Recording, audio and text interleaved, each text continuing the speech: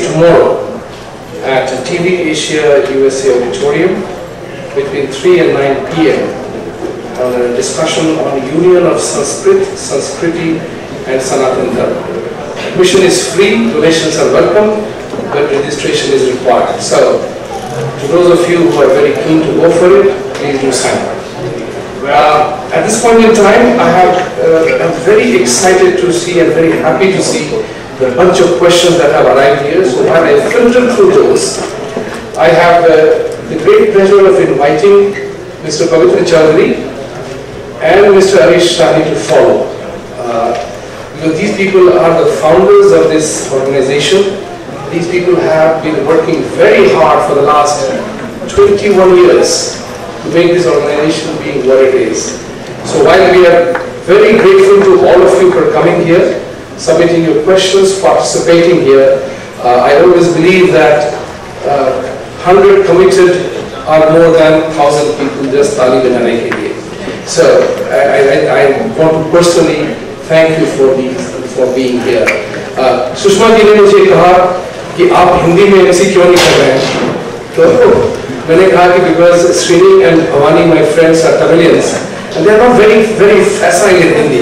But be that as it may, I studied English also in Hindi medium in the school in Bihar.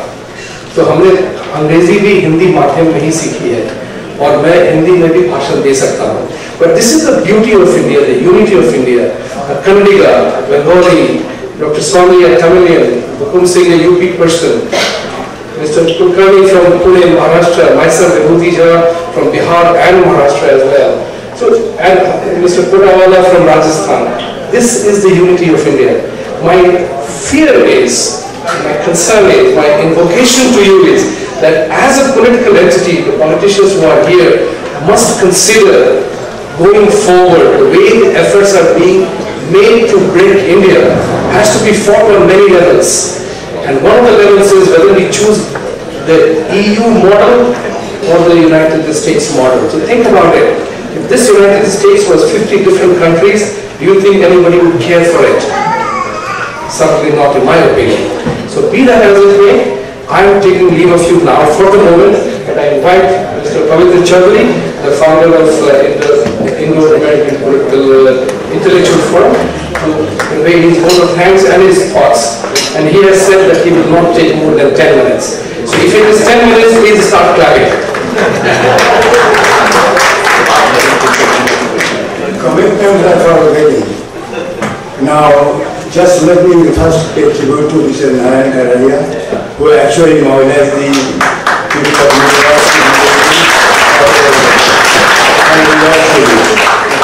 Now, let me come straight to the points instead of going into all readings like that, where time is very short. Everybody is needed here. First of all, let us see how we can go to the path. What is our path for forward marching? Hindus actually, as professionals, individually they are super. They are highly qualified professionals, doctors, scientists, young kids are in this peries, geography contest, everywhere they are shining. But collectively, Hindus are very weak force in USA that we find for the last 21 years we are finding at all the times. They are just sitting and taken away. Now, let us see the old masters who came here. Irish Catholic people, when they came here centuries back, they were actually divided, they were not educated, poor, hungry. But from that position, they found out the only way to go upward is by collective effort. So they established their own schools, they established their own Catholic churches, because they were not allowed in the Protestant churches. And that way, cooperative effort was their basis of uprising. Then slowly built the schools with Board of Education approved syllabus, so they were giving religious teaching, plus school teaching, plus educational activity. Then they established chain of hospitals. So all connected with the mass people and all needed cooperative concerted effort. Exactly the same formula was taken by the Jewish people. They came here very poor, anti-Semitism was the rule of the day, very poor centuries back, but they exactly took the formula, established synagogues, then yeshivas, and it's a board approved secondary education for the yeshivas, and then they built also chain of hospitals. Not only that doctors are working for others or their own game, they established chain of hospitals. And Hindu population came here about 60 years back. Individually they are strong. We have now plenty of multi-millionaires and billionaires. But collectively we have not been able to do anything much in the USA. We don't have a strong voice in anywhere. Anything negative, anything can be said by anyone to the Hindu community, and nobody will be taking a note of it. That is the way. And just recently, 30 years back, came the Bangladeshi community. Most of them are Islamic people. And look at them. They are now a very strong presence in most of the states of India, most of the states of the United States. They have got businesses, and for your information, they have at least couple of 100, 200 organizations in New York City, district-wise, profession-wise, with paid membership running to thousands, which Hindus of India don't have even one with paid membership within that kind of situation. So they are a strong force. Look at their strong force. When Imam was killed for some reason, every day 2,000, 3,000 people are going to the police precincts to protest. That pressure made the police work, and they found out as the culprit or as the suspect who is for them. Hindus, when the guy was killed in New Jersey, hardly there were any people to go there, no one to go to the court, hardly 10, 15 people. That is the lack of the Hindu community, and cooperatively they have to do something. And another thing, right now a lot of Hindus have got big money. They are giving tens of billions of dollars to Harvard, Yale, Stanford, like that. That gives them a name in that department, nothing more than that. And with that kind of money, 100 million, 500 million, one can establish a big establishment with schools and research centers, temples, everything combined in one force, and also make a system so that all over USA, these temples have got only rituals without explaining to the new generation what is the use of the rituals or what are the meanings of those rituals. So these are actually throwing our generation back, and there is no effective way to combat all the negative criticism by not only American media. Our own Indian American media is actually a basket for anti-Indian acts. If you open up any week, any Indian American media, you will find a lot of articles against the Hindus. And actually their efforts are now just like journeyman, pedestrian labor. They are not serious newspapers even compared to the Bangladeshi papers of Tikana and others, who gives all the news, and any anti-Muslim news, anti-Islam news, or anti-Bangladesh news, they pick up from any corner of the world and present it. But Indian media in that regard is almost compared to nothing. I request you, because I find that maybe in this room or their friends, maybe millionaires or billionaires, they can easily establish an institute instead of giving 10, 20, $100 billion to some university. Because those universities like Stanford, Harvard, they have about 40, 50, 60 billions with a B in their endowment. And they have, if they need money, they can use it for any purpose. But our Hindu establishment needs a big funding and a big institution to start with in New York City. We don't have any own building of any organization. We have Bengali organization. There are so many associations. They have all rented houses once a year, some kind of program. They have no regular program. That is actually shame on me as well as our whole community. We have to be active and do some cooperative work, whether it's hospital or yeshiva, school, syllabus, so that some cooperative movement will start among the Hindus. Thank you very much. Bye. Less than 10 minutes to do the chat.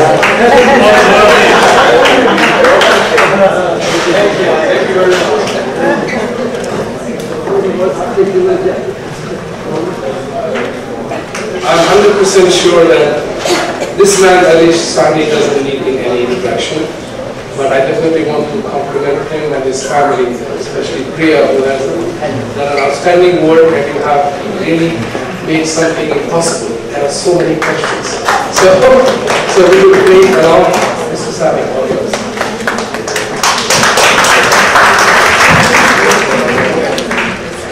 Dear brothers and sisters, my name is Arish Kumar Sahani. Today I am standing because of the reason Mr. Kataria, Narayan Kataria, who started this Indian Unity Day and left on me to tell you. I am so glad that I was able to do this thing without his presence. I know he is not present, but his spirit is around here, and that is making all of us to be here today. I am very sure he came here not because of me, not because of Hindu unity, but he came from Mr. Subramanian Swami, if I am not wrong. Because me and Karani used to debate all the time that we are doing the Hindu Unity Day all because of one reason, that people want to hear Dr. Swami. So we have decided to give 1.5 hours to him after my speech so that you can have all kind of questions and all kind of answers.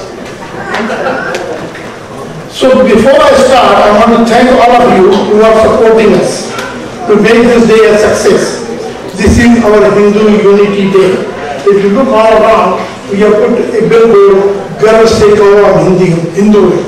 And I think this is the message we all Hindus have to take after we leave this place. Be Hindu and say I'm a Hindu all the time. It is time to unite or we will perish in future. I'm very sure about this. What is Hindu? What is unity in action? It means support each other. And this is what we have to do. How will the unity of Hindu begins? It begins very simply. If we do business with Hindu first and help Hindu in need. And when your own family is united in the time of sadness and joy, we all stand together, and that is all we need actually. I can say with conviction, all who are attending here today you are real Hindus. Not by name, not by birth, but by your actions. Credit of this program, as I said, goes to our beloved Mr. Narayan Kataria, who is not present in body, but he is present in spirit. Today we are a billion Hindus in this world, and they are just Hindu by namesake. Why? Because we have no nation. No identity in the world, as no nation represents Hindus at all. I want to repeat this. We 1 billion Hindus have no nation. And why we don't have no nation, this is a big question and everybody should ask himself. We have no activities to unite and protect Hinduism. Billions have died in Islamic nation formed in the last 70 years in Pakistan, Bangladesh, Kashmir, Afghanistan. How many of you heard any cry by Hindus from the world United Nations or from Hindus of the world or even from Indian government, so-called Hindu land? Leaders in India, the political, spiritual, people in social field, educators, even rich have no real Hindu identity. We are all afraid of our own identity. Most of our festivals have become fun festivals and carnivals. Our temples do not give attendees any real Hindu education. These places now display beautiful art and nice decoration to attract people for donations. A Muslim is a proud Muslim. Even 90% Muslims are converts. Look at their faces. They do not look like they are from Arab land. But look, and also look, Christians are also proud Christian. Even 99% are converts. But looks like converts have lost DNA of love. They have no love for other religion after adopting new religion. No converts cares to want to know about his own roots even. What a shame. Converts do not want to know and find out about their forefathers, what they went through and why they got converted. Shame on us. We Hindus, we do not even tell them, remind them, and try to make them free from this bondage. We, the Hindus, should be proud as a Hindu. Why? Our parents suffered, many fought, died to remain Hindu so that we can enjoy real freedom of life and be a human being in the real sense. A human being is, what is the meaning of human being? Human being is the one who cares for all the worldly creation, and to learn and teach each other how to use everything in our world and enjoy the beautiful life. Do you know any other culture or any other religion that gives so much freedom to the human being as Hindu religion does? No. Many human beings are worse than animals with human faces. No wonder intelligent and real educated Westerns and Americans now prefer Hindu culture and learning how to live like Hindus. Wish our temples had a system to convert these lovers of Hindu culture and Hindu force. Some sadhus have done a good job by giving a new face to Hindu culture. I'm not sure it's good or bad. A big question is why Hindus are not united. Our invaders were smart. Our invaders were smart to destroy us. All they had to do was to change our education system. It all due to failed education system run by our enemies. Our media is a source of knowledge and information, but it is run by our enemies. Why we are failing? We are failing as our rich, who are rich due to being a Hindu, are misguided people. They will give millions to an institution, but to put his name, just to put his name on one building. While you will see when a rich Arab is doing, what a rich Arab is doing, a rich Christian is doing. He is establishing an education system to convert our poor and foolish souls. Big questions. What I want to ask, will Hindu survive in future? Some will say yes, but he will not get respect. He has no nation to fall back, and no one will care for him. We have beautiful Varna system. Brahmin, educator, Kshatriya, warrior, Vaishya, businessman, Shudra, worker, not based on birth, but based on education and his preference. Today we are all Vaishya, busy making money. No one has real sense what he is for, what he is by his nature. We had 4 stages of life plans. Now we all want to work until we drop dead just to make money. Looks like it is all due to lack of Hindu knowledge. I want to raise our hopes as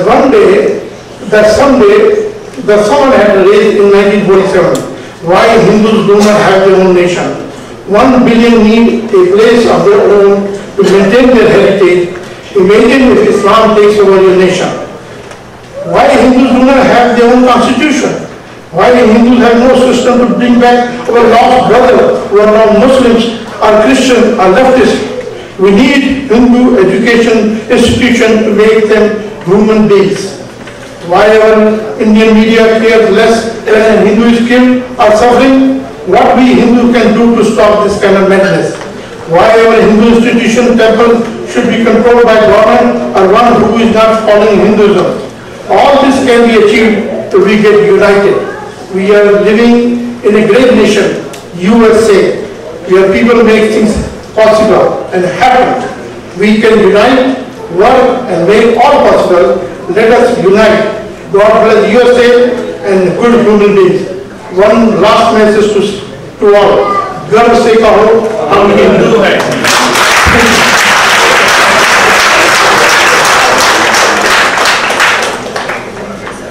Now comes the easiest part of my job today, and that relates to introducing Dr. Swami. Now, frankly speaking, it would be foolish on my part to try to introduce him to you. I think all of you combined know so much more about him already. His political life, his days as student, and what he is busy doing here and in India, the enormous battles that he has taken up with virtually any number of institutions is just about amazing. So I will not take any more time. I'm very happy to tell you, all of you, that you have maintained the timing so perfect that we had intended 7 p.m. for Dr. Swami's talk, and we are virtually there. So thank you very much again.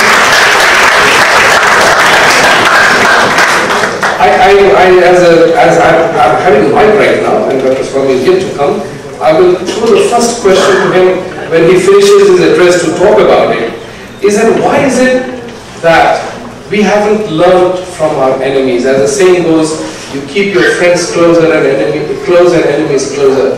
And I look at it this way, that every single institutional building that has happened around the world has such a profound Western impact on it. Every filmmaker in the world wants to win an Oscar. Every journalist wants to win a Pulitzer Award. Every musician wants to win an Emmy Award. Olympics, FIFA, ICC, all these institutions building have happened because of the Western process, the way they did. We haven't created institutions like that, although we have all the knowledge, all the information, all the wisdom assigned in our own Sanatana Dharma principles. We just care to know. That's the question which I wanted to ask Mr. Swami, that what is it that bedevils us from not doing it? That institution building is key to our future. And that's what I would say, that, once he finishes, we take off on that question. I will be reading the questions at random. I kept that promise. I made that promise, and I will try to keep it. Thank you.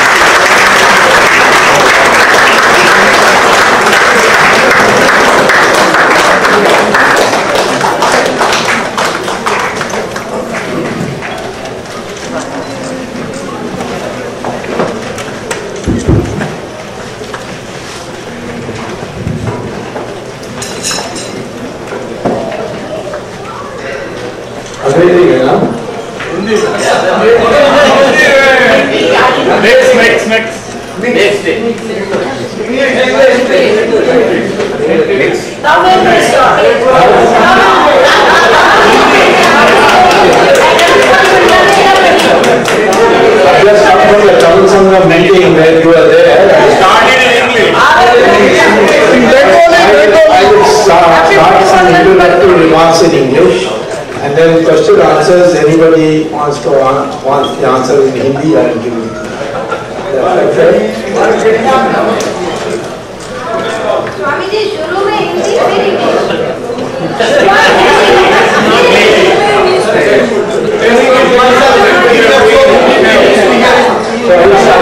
you make the decision. Start with Bengali.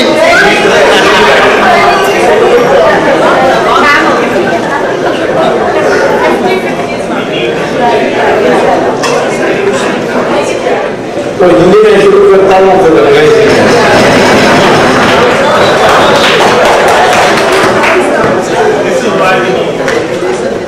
माननीय मुख्यमंत्री, माननीय दिलीप घोष जी, माननीय हरीश साहनी, पवित्र जी, झा जी, यहाँ उपस्थित इस समाज के, हमारे हिंदुस्तानी समाज के जाने माने व्यक्तिगत और भाई और बहनों, कटारिया जी ने जब पहली मुझे ये बात बताई कि एक हिंदू यूनिटी डे हम लोगों को मनाना चाहिए, तो शुरू में तो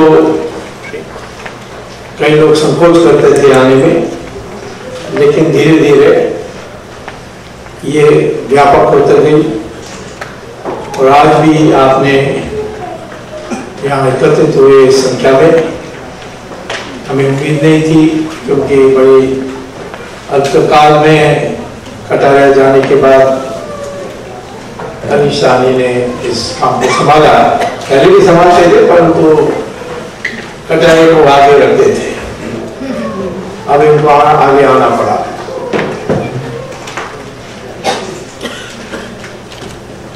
हिंदू एकता की आवश्यकता क्या है? किसी ने कहा कि हम 125 लाख करोड़ लोग हैं, क्या आवश्यकता है इतनी बड़ी संख्या होने के बाद? कुंभ मेला में कोई सरकार से कोई निमंत्रण नहीं आती है पब्लिक को, कोई व्यवस्था भी नहीं सरकार करती है, सिर्फ मामूली पुलिस का जो काम है वो करते हैं। लेकिन 1 करोड़ लोग इकट्ठे हो जाते हैं अपने आप, और इतनी बड़ी संख्या में लोग इकट्ठे होने के बाद भी अपराध न्यूनतम होते हैं, ना के बराबर। तो विदेशी लोग जिन्होंने ये कुंभ मेला देखा वो मुझे पूछते हैं कि ये क्या जादू है, कि सब कहते हैं हिंदू में वो यूनाइटेड नहीं है, विघटन है, ये है, सब अपने अपने राय रखते हैं, फिर भी ये कैसे, कोई टाइम टेबल नहीं छपा है, कोई डेट नहीं पता है किसी को, परंतु फिर भी वो ढूंढ लेते हैं, पता करके आते हैं। एक हिंदू में वो निष्ठा तो जरूर है, और इस निष्ठा के कारण आज 80% हिंदू हैं हिंदुस्तान में। मैं क्यों कह रहा हूं ये 80% की संख्या, क्योंकि अन्य देशों में जहां आक्रमण हुआ मुसलमान या क्रिश्चियन का, उनकी जो वहां उस समय आक्रमण होते समय जो धर्म था या उपासना पद्धति थी या मजहब था, उसको उन्होंने बहुत कम समय में मिटा दिया। जैसे ईरान ज़ोरास्ट्रियन की देश थी, और ज़ोरास्ट्रियन की जो धर्म थी वो बड़ी विकसित धर्म थी। उनकी ग्रंथों से पढ़ने से पता लगता है कि कितना उनको कितनी सूझबूझ है। लेकिन मुसलमान की आक्रमण हुई, 15 साल में ईरान को 100% मुसलमान बना दी। मेसोपोटामिया, बेबीलोन जो आज मिलकर इराक है, उसको 17 साल में। इजिप्ट में फारोस थे, बड़े विकसित देश था, मुसलमानों ने आक्रमण किया और 21 साल में 100% मुसलमान। क्रिश्चियंस ने यूरोप में आक्रमण किया और उन्होंने 50 साल में यूरोप को क्रिश्चियन बना दिया। लेकिन हिंदुस्तान में 800 साल आक्रमण करते रहे मुसलमान, 200 साल क्रिश्चियंस करते रहे, और अब फिर भी आप 80% हिंदू है।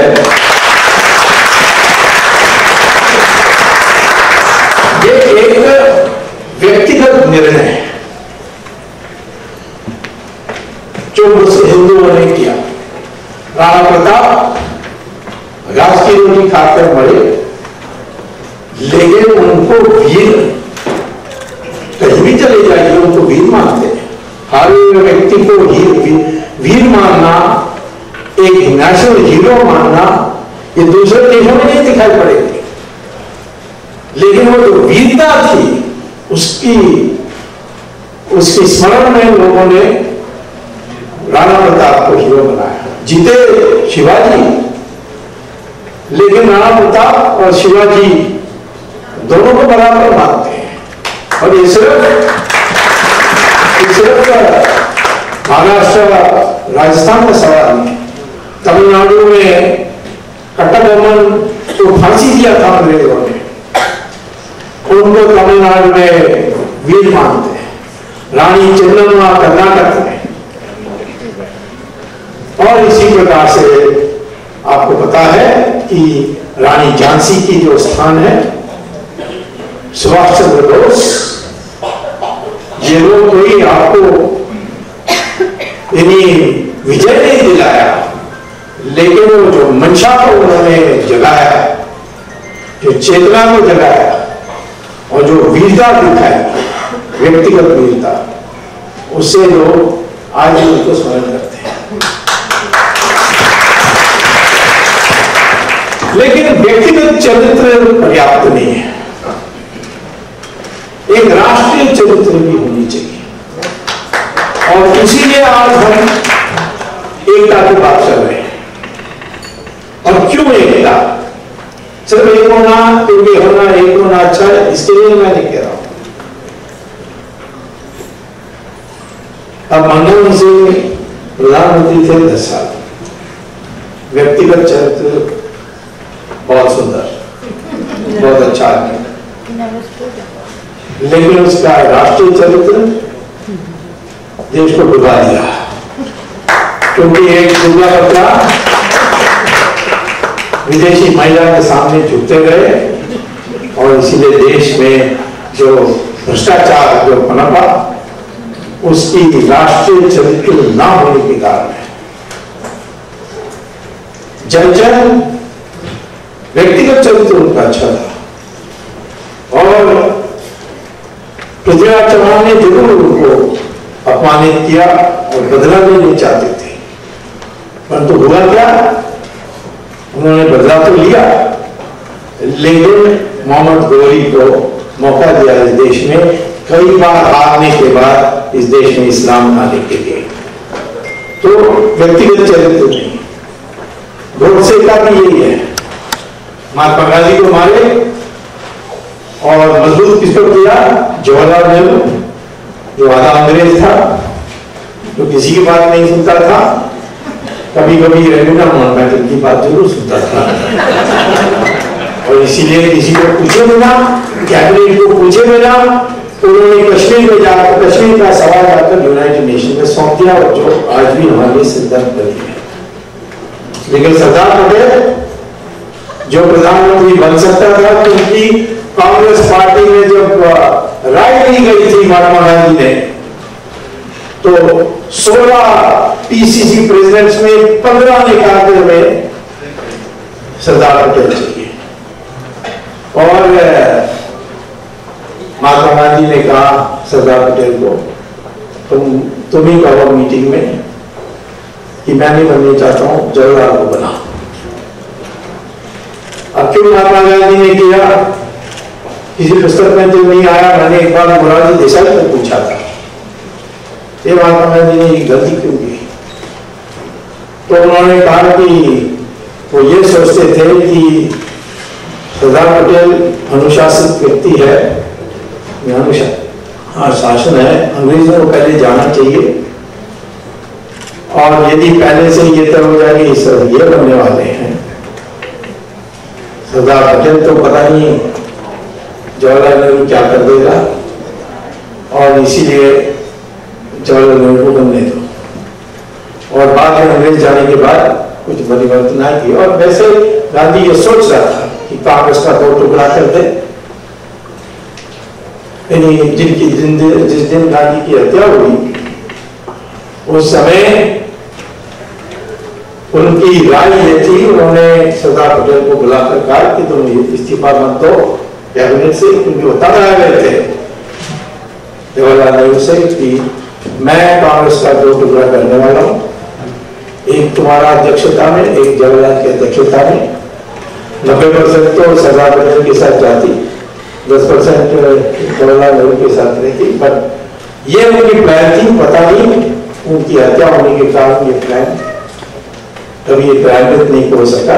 क्या इसके पीछे कोई कारण है, यही कोई कारण हो सकता है कि गांधी को कांग्रेस का विभाजन नहीं करने देता। मैं अभी आर्काइव में सारे कागज आ गए, उसको पढ़ रहा हूँ और मुझे लगता है 2 महीने के बाद जो वास्तविकता निकले हैं, जो किसी को नहीं पता है, वो आर्काइव में मैंने ढूंढा है। कितनी गोली चली महात्मा गांधी पर, इसके बारे में कोई निश्चितता नहीं है। गोडसे कहता है कि मैंने 2 चलाई, पब्लिक यूनिवर्सिटी के लिए 3 चले और जिन लोगों ने रिपोर्ट किया महात्मा गांधी की हत्या की, उन्होंने कहा कि 4 गोली चले। We got 4 shots fired, ये रॉयटर्स का रिपोर्ट, अमेरिका की न्यूयॉर्क पोस्ट का रिपोर्ट और हिंदुस्तान का रिपोर्ट। और क्यों नहीं इस पर पोस्टमार्टम हुई, क्योंकि पोस्टमार्टम बिल्कुल नहीं हुई। गांधी पर गोली चली, गांधी गिरे, उनको उठाए, उस समय वो मरे नहीं थे, उनको बिरला हाउस में जाकर लेटा दिया। 32 मिनट तो बहुत जिंदा थे, एक गिलास पानी भी उन्होंने मांगी और आखिर में इतनी खून बह गई कि वो बेटा हॉस्पिटल, क्यों उनको सीधा हॉस्पिटल नहीं ले गए? तो ये सारी सवाल है। मैं इसीलिए कह रहा हूं कि इतिहास में कभी ऐसे मौके आते हैं जहां सही निर्णय नहीं होंगे, तो लंबे काल के लिए हम लोगों को भुगतना पड़ रहा है। आज देखिए हमारी परिस्थिति, हिंदुस्तान आजाद हो गई, स्वाधीन होने के बाद हिंदू प्रधानमंत्री बने, कई बने, लेकिन कश्मीरी पंडितों 5 लाख को हमारे देश के एक हिस्सा से भगा दिया, उसके लिए कोई बोलने के लिए तैयार नहीं। परंतु एक जगह में अखबार उछालती है तो सारा देश में किया, ओहो intolerance, minorities in danger. United states का कोई काउंसिल है रिलीजियस फ्रीडम का, उसका डेलीगेशन आने के लिए तैयार था, पर 5 लाख कश्मीरी पंडितों को, उनकी कई महिलाओं को अपमानित किया, हमारी कई मंदिरों को तोड़ा, इस पर कोई बोलने वाला नहीं है। इसी प्रकार से आप हिंदुओं के हाल देखने चाहते हो तो मल्लापुरम में जाइए करो, वहां तो ऐसे आतंकित हैं हिंदू, आपका आश्चर्य होगा। अभी बीजेपी का लोगों का राष्ट्रीय परिषद मीटिंग होने वाली है कैलकट में, तो सबको थोड़ा मौका मिलेगा, वहां मल्लापुरम बनी हुई है और वहां सिर्फ शरिया चलती है, केरल पुलिस वहां अंदर नहीं जा सकती। वहां जिस महाकवि जिसने रामायण को मलयालम में ट्रांसलेट किया, हिंदुओं ने अपनी जमीन में, निजी जमीन में उनका मूर्ति खड़ा करने चाहते थे, तो म्यूनिसिपैलिटी जिस मेजॉरिटी से आती है उसमें मुसलमान की मेजॉरिटी है, तो वो सारी जीत कर आए। उन्होंने कहा कि नो, आप नहीं कर सकते। मल्लापुरम में हिंदू जमीन बेचने जाता है तो हिंदू को नहीं बेच सकता, वो मुसलमान का जो खरीदने वाला उसको म्यूनिसिपैलिटी तैयार करके भेजेगा और मुसलमान को बेचना होता है। इस प्रकार की स्थिति आज की हमारी स्वाधीन देश में 70 साल के बाद दिखाई पड़ रहा है और आवाज किसी कहीं नहीं उठ रही है। और ये सिर्फ मल्लापुरम और कश्मीर का सवाल नहीं है।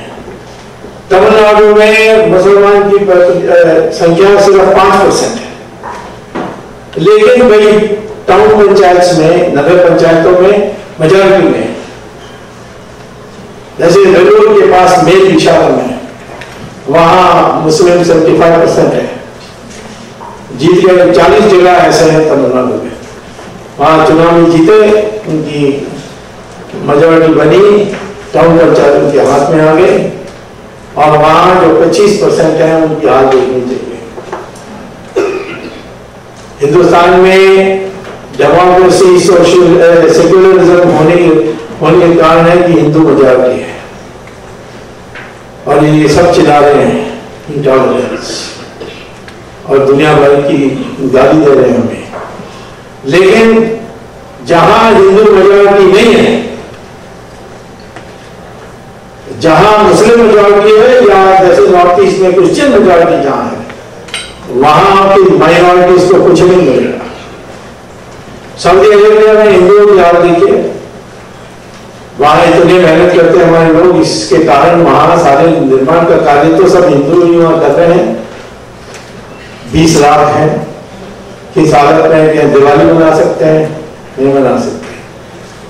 मंदिर बना सकते हैं? सवाल ही नहीं। घर के अंदर सत्यनारायण पूजा कर सकते हैं? नहीं कर सकते। रामचंद्र जी का फोटो बॉडी में रख के नौकरी में जा सकते हैं? नहीं जा सकते। सबके लिए सजा मिलेगी ये सब करेंगे तो जहां वो मेजॉरिटी में है, हिंदू के लिए कुछ नहीं। जहां हिंदू मेजॉरिटी में है वहां सलाम बढ़ते रहते हैं, क्योंकि हम यूनिटी से यदि काम नहीं कर रहे हैं। और वो यूनिटी सिर्फ कुंभ मेला में कुछ इकट्ठे हो गए, वो यूनिटी नहीं, एक विराट एकता की आवश्यकता है हिंदुओं में। हिंदू कहें कि ये देश प्राचीन काल से 100% हिंदू देश था और आज भी हम 80% हैं। हम किसी को, हमारे से दूसरे धर्म के लोग या दूसरे मजहब के लोग बंधन करने वाले लोग नहीं है। हमने पारसी धर्म के लोग भाग के आए, उनको हमने रक्षा दी। यहूदी लोग भाग के आए और हमने उनकी इतनी अच्छी देखभाल की। जब इजराइल बना, पहला प्रस्ताव इजराइल की पार्लियामेंट ने पास किया, धन्य हो भारत, दुनिया में एकमात्र देश जिसने यहूदियों के साथ शोषण नहीं किया। ये हमारी चरित्र है, हमारी इतिहास है। और आज हम सफाई देते हुए कि हम ऐसे नहीं है, हम ऐसे नहीं है, हम कम्युनल नहीं है। मैं संस्कृत के लिए प्रचार दूंगा, कहते हैं ये कम्युनल आदमी है। नासा में संस्कृत को कंपल्सरी कर दिया क्योंकि मोस्ट कंप्यूटर फ्रेंडली लैंग्वेज है संस्कृत, इसलिए हो गया। तो ये हीन भावना अंग्रेजों ने हमारे दिमाग में भरा था, वो हीन भावना आज भी है। मुझे लोग कहते हैं कि हम हिंदू तो हैं पर तो हम कम्युनल नहीं है। मुझे हिंदू है, कम्युनल नहीं है। मैं हिंदू के लिए बात करूंगा, मुसलमान के लिए नहीं बात करूंगा, तब भी मुझ पर गुस्सा होते हैं। राम मंदिर का सवाल पर अब देखिए कितना अन्याय हुआ है। 300 साल से हिंदू लड़ते आए कि नहीं वहां राम मंदिर बनना चाहिए। वहां मस्जिद बनी मंदिर को तोड़कर। अब तो इलाहाबाद हाईकोर्ट के जजमेंट में उन्होंने आर्कियोलॉजिकल सर्वे ऑफ इंडिया को कहा सुप्रीम कोर्ट के कहने पर कि पता करो वहां पहले मंदिर था कि नहीं। उन्होंने सबसे आधुनिक टेक्नोलॉजी से पता किया, रिपोर्ट दिया 2006 को कि हाँ वहां एक विशाल मंदिर मस्जिद के नीचे है। अब लड़ाई चल रही है सुप्रीम कोर्ट में, तो इलाहाबाद हाईकोर्ट में तो हम जीत गए, अपील में आए हैं। सुप्रीम कोर्ट क्या बोल रही है?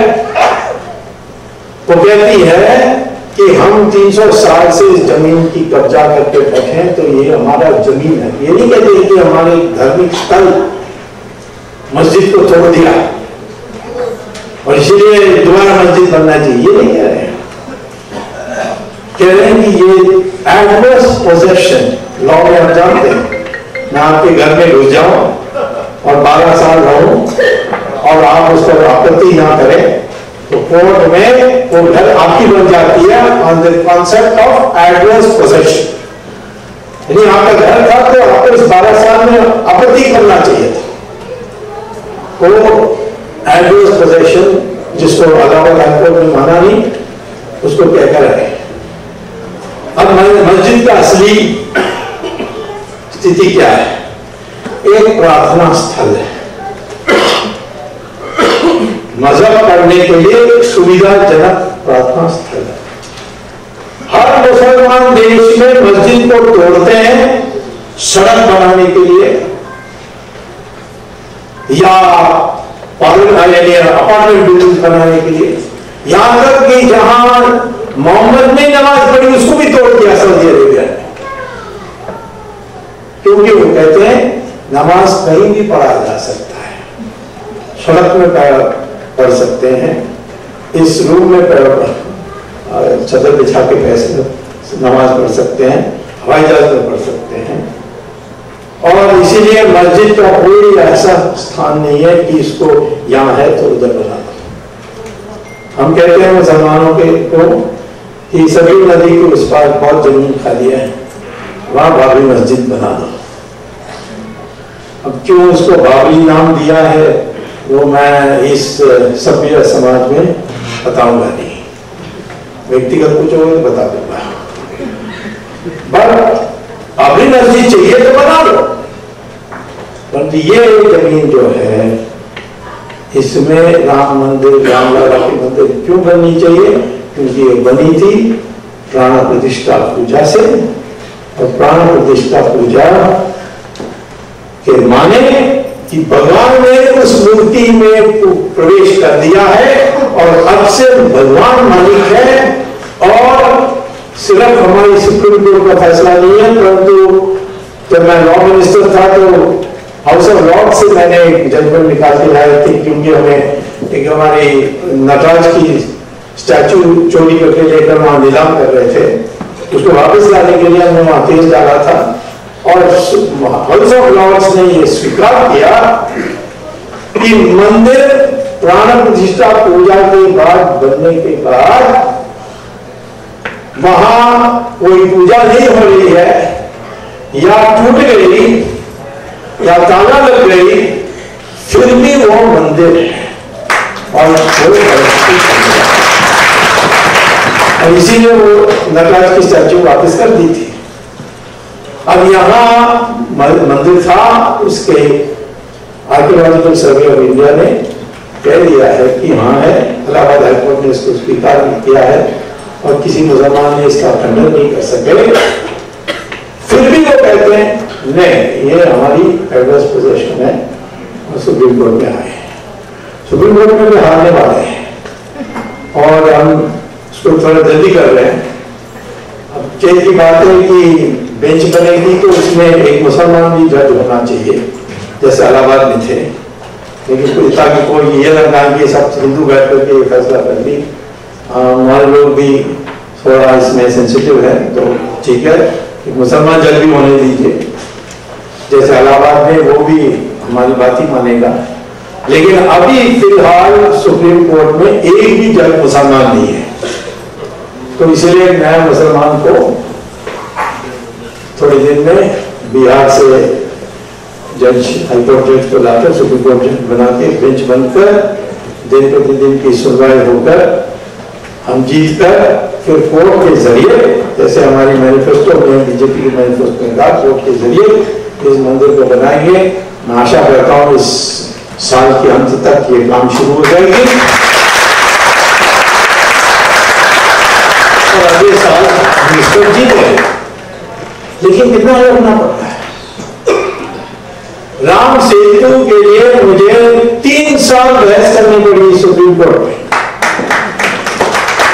क्या फैसला हुआ कि हम एक कनाल बनाएंगे, सेतु समुद्रम शिप चैनल, क्योंकि जहाज घूम के जाना होगा श्रीलंका के लिए, इसीलिए सीधा अंदर पाक स्टेट और गल्फ ऑफ मन्नार से जाना, और वो राम सेतु तोड़ कर जाएगा। तो हमने सुप्रीम कोर्ट में बहस किया कि आपको शिप चैनल चाहिए, क्यों? क्योंकि श्रीलंका से घूमकर नहीं जाना चाहते। तो फिर टूटीकोरिन में एक बड़ा नया नवीन पोर्ट बंदरगाह बना दीजिए और वहां से रेलवे लाइन से मद्रास होकर के कलकत्ता तक जोड़ दीजिए, और सारे जहाज आकर कंटेनर को ड्रॉप करें टूटीकोरिन में, और फिर रेलगाड़ी उसको ले जाए। वो चीपर है, फास्टर है, और इसीलिए ये जो बनी है ये जानबूझकर हमारे अपमान करने के लिए बनी है, इसीलिए इसको रद्द करना चाहिए। खूब लड़ाई हुई उसमें, करुणानिधि जी बहुत बिगड़ गए थे उस पर, और उन्होंने जब मैंने बहस में कहा कि राम सेतु को तोड़ नहीं सकते, तो उन्होंने प्रेस कॉन्फ्रेंस देकर कहा कि अगर होता है सुब्रमण्यम स्वामी इसको राम सेतु कहने के लिए, क्या राम ने बनाया? क्या राम इंजीनियर थे? कौन से इंजीनियरिंग कॉलेज में उनको डिग्री मिली? अब इस प्रकार से राम को अपमान किया, और राम भी छोड़ने वाले नहीं है। दूसरे दिन ये बीमार हो गए और उनको हॉस्पिटल देना पड़ा, और हॉस्पिटल का नाम Ramchandra medical hospital. Ram doctor थे, कहां से एमबीबीएस मिली, ये सवाल हम पूछ नहीं सकते। लेकिन ये एक जहां वहां कोई मस्जिद नहीं है, राम सेतु ना कोई चर्च है, फिर भी हमें लड़ना पड़ा। 40,000 मंदिरों को तोड़ा हुआ था मुगलों के राज में।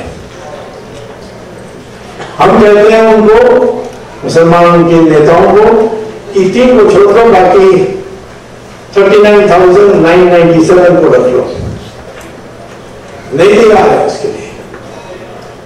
जब मैंने उनको कहा कि सरयू नदी को इस तरह बना लो, मस्जिद भी हो जाएगा, मंदिर भी हो जाएगा, अब दूर से हो गया परंतु हासिल को हो जाएगा, तब वो कहते हैं नहीं हम ये मान नहीं सकते पब्लिकली मान नहीं मान सकते, सिर्फ मान लेंगे तो लोग कहेंगे तुमसे पैसा खा लिया हम लोगों ने और हमारी अपमान होगी, मुझे फिर कोई टेररिस्ट आकर उड़ा देंगे, जिहाद चल जाएगी हमारे ऊपर।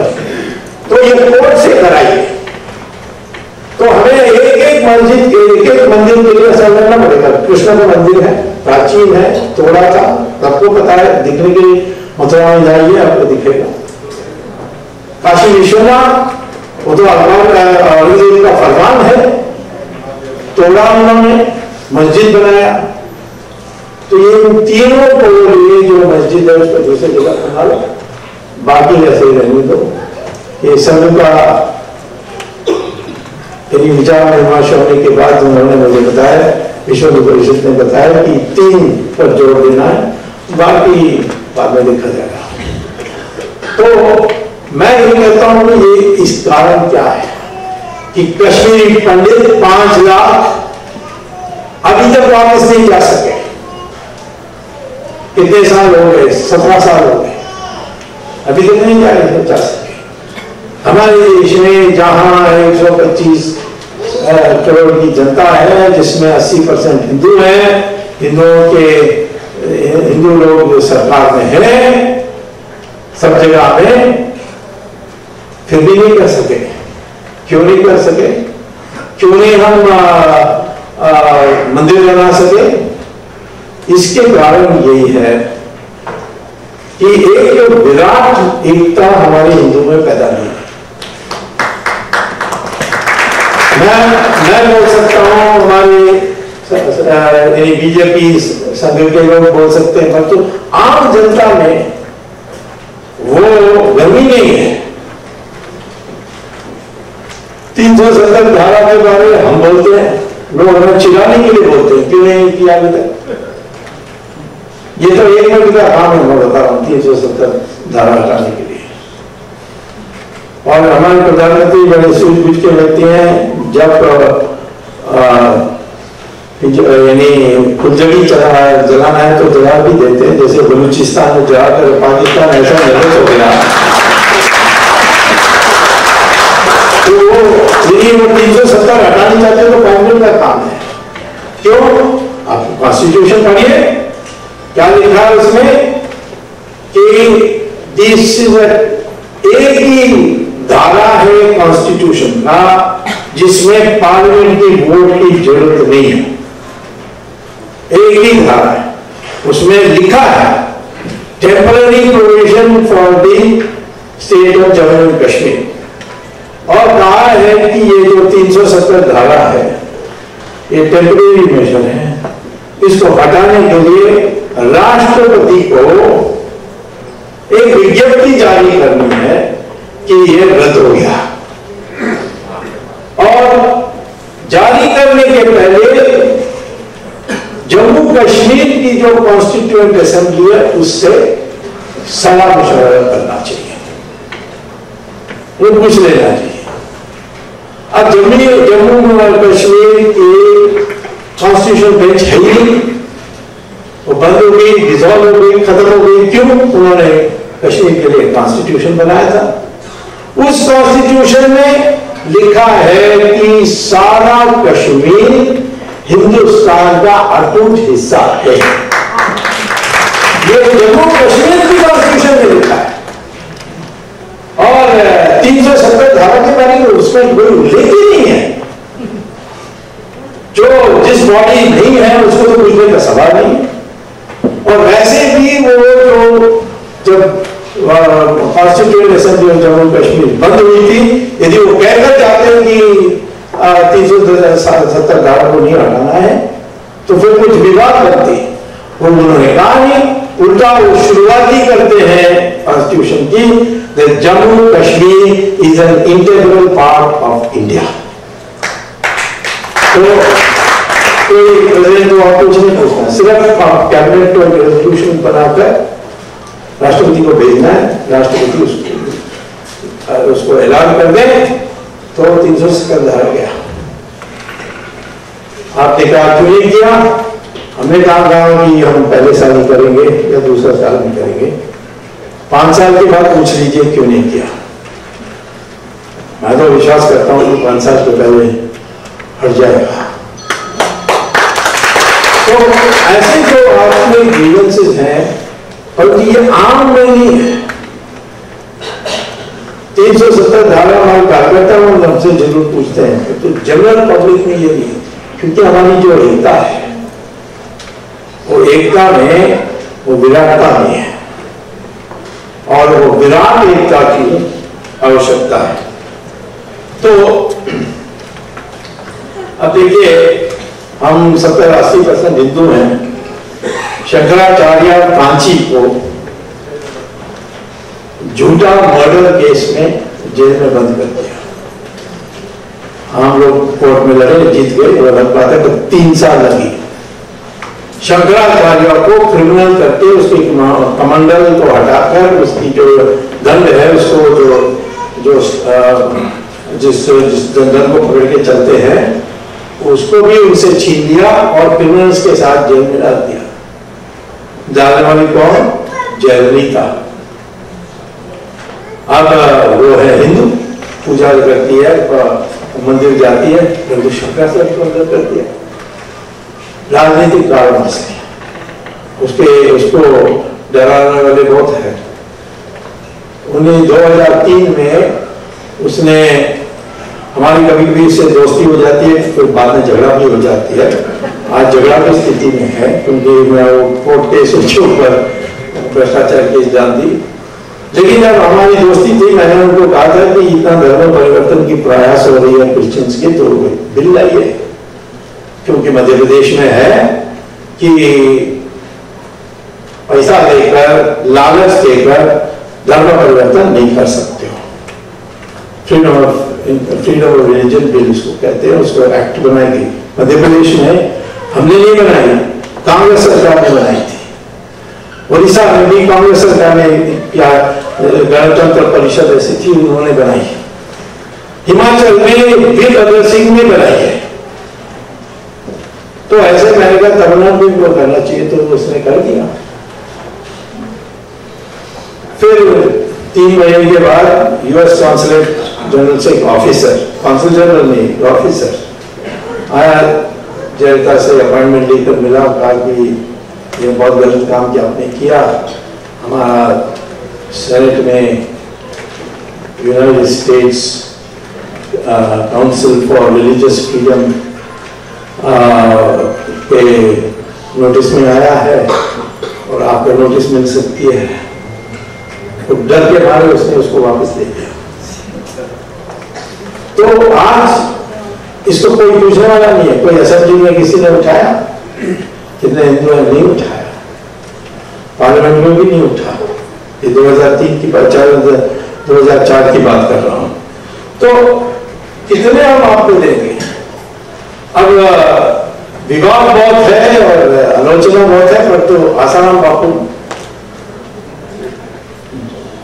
जो FIR है उसमें कोई रेप नहीं है, लेकिन अखबारों में खूब चल गया कि रेप रेप रेप रेप, एक लड़की को रेप कर दिया और अंदर है 3 साल से बेल नहीं मिला। वो तहलका का एडिटर जो है, उनका क्या हुआ है? 3 महीने के बाद आए। उनका जो वीडियो रिकॉर्डिंग है, जो क्रॉस सर्किट टीवी थी लिफ्ट के अंदर, जिसने वहां उसकी अश्लील व्यवहार, वो टेप में है, फिर भी उसको बेल मिला, पर आसाम को नहीं मिला। क्यों? सोनिया गांधी चिड़ी हुई है कि उन्होंने गुजरात में एक जिला में जो सारे क्रिश्चियंस बन गए थे, उनको दोबारा इन्होंने हिंदू बना दिया। अब प्रॉब्लम तो बहुत है, क्योंकि उनके आश्रम में लोग उनके चेले के नाम पर जो हैं ठीक लोग नहीं है, परंतु फिर भी उनको क्यों जेल में रखा है? और 3 साल से बेल के बिना जेल में है। जब रेप का चार्ज FIR में नहीं है तो किस आधार पर कोई पॉक्सो एक्ट नहीं बनी है, उसमें किसी आरोप में अंदर रखा है, कोई प्रूफ नहीं है, उसका सुनवाई नहीं होती है। इसी प्रकार से हिंदू टेरर हमारे देश में राहुल गांधी विकीलीक्स के अनुसार यूनाइटेड स्टेट्स एम्बेसी में जाकर अमेरिकन के एक ऑफिसर को, अमेरिकन को नहीं, ऑफिसर को कहा कि हिंदुस्तान में लश्कर-ए-तैयबा उतना खतरनाक नहीं है जितना हिंदू टेरर है। और फिर उसके बाद चिदम्बरम, उन्होंने हिंदू टेरर केस में केस बनाया, FIR किया, और एक केस चल रही थी समझौता एक्सप्रेस की, जिसमें 5 मुसलमान गिरफ्तार हुए, और उस केस 2000 से उसको उन्होंने, हमारी सरकार ने, ये मनमोहन सिंह सरकार ने अमेरिका को दिया। अमेरिका ने अपने CIA के रिकॉर्ड्स भी जोड़ा और फिर जाकर यूनाइटेड नेशन ने कहा कि लश्कर-ए-तैयबा को आप terrorist organization United Nation declare करना चाहिए। यूनाइटेड नेशंस ने डिक्लेयर नहीं कर दिया। और उसके बाद 2008 में चिदम्बरम कहते हैं कि नहीं, इसमें पुनः विचार होना चाहिए क्योंकि ये हिंदू टेरर के कारण हुआ। तो 4-5 हिंदुओं को पकड़ के, एक साध्वी प्रज्ञा, एक ईमानदार ऑफिसर पुरोहित, इन सबको पकड़ के अंदर कर दिया जेल में, उनको टॉर्चर किया, से बयान देने की कोशिश किया। ये सब हमारे आंखों में सामने हो रहा है। और ऐसे जटिल मामला किया कि अभी तक हम उस केस को वापस नहीं ले सके। तो यहाँ पर उसके लिए कोई अवस्था नहीं होती, वो नहीं उठा रहा है। और इसीलिए क्योंकि हिंदुओं के इस दिल में हिंदू के प्रति एक भावना है, जिस कारण से हमारा आज भी 80% हिंदू है, परंतु वो पर्याप्त नहीं है। जो खतरे हमारे सामने, ये खतरे जो हमारे जो है देखना चाहिए। हमारे इतने मंदिर सरकार के नियंत्रण में है। मैंने एक टेम्पल केस है, चिदम्बरम नगर है तमिलनाडु में, उसमें एक नटराज का मंदिर है, बहुत प्राचीन। करुणानिधि को लालच हो गई, उसकी सारे जेवर को, जो ज्वेल्स और गोल्ड ऑर्नामेंट्स को चोरी करने के लिए, तो उसने उसकी सरकार टेक ओवर किया।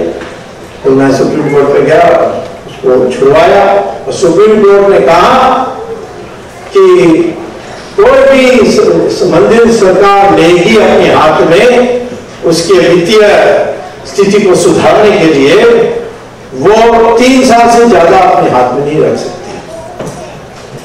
तो ये छुड़िए। अब हमने कहा फिर सारे मंदिर, कितने मंदिर हैं? 4 लाख मंदिर सरकार के हाथ में है, विभिन्न प्रांतीय सरकारों। इनको छुड़वाने के लिए मैंने तिरुपति से शुरू किया। तिरुपति 1933 में सरकार ने लिख दिया।